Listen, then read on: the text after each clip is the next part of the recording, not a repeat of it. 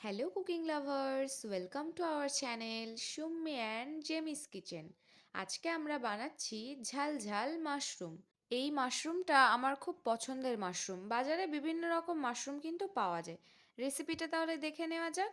রান্নাটা করার জন্য ফার্স্টে একটা মশলা বানিয়ে নিচ্ছি।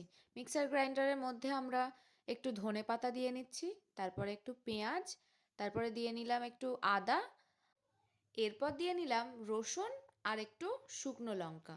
এই রেসিপিটা বানানোর জন্য আপনারা আপনাদের মন মতো মশলা অ্যাড করতে পারেন।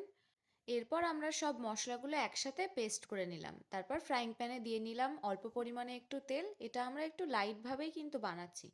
তারপরে এর মধ্যে আমরা একটু মশলা দিয়ে দিলাম, শুকনো মশলা, যেমন এলাচ আর একটু লবঙ্গ। তারপরে আমরা বাটা মশলাটা তেলের মধ্যে দিয়ে নিচ্ছি, দিয়ে ভালো করে নাড়াচাড়া করে মশলাটা একটু পাক করে নিতে হবে।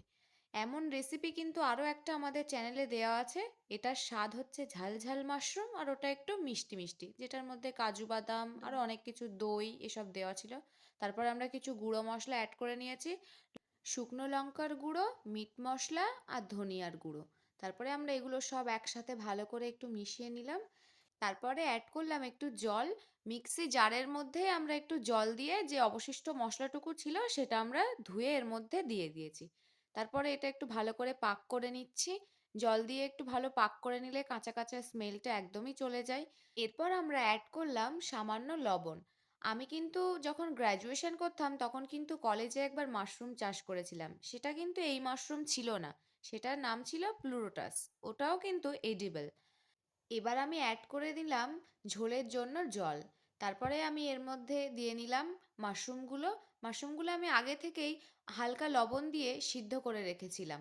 ঝোলটা একটু ঘন ঘন হয়ে আসলেই এটা নামিয়ে নেবেন। তো রেসিপিটা ভালো লেগে থাকলে অবশ্যই like, comment, share and subscribe করে আমাদের পাশে থাকবেন। Thank you so much everybody.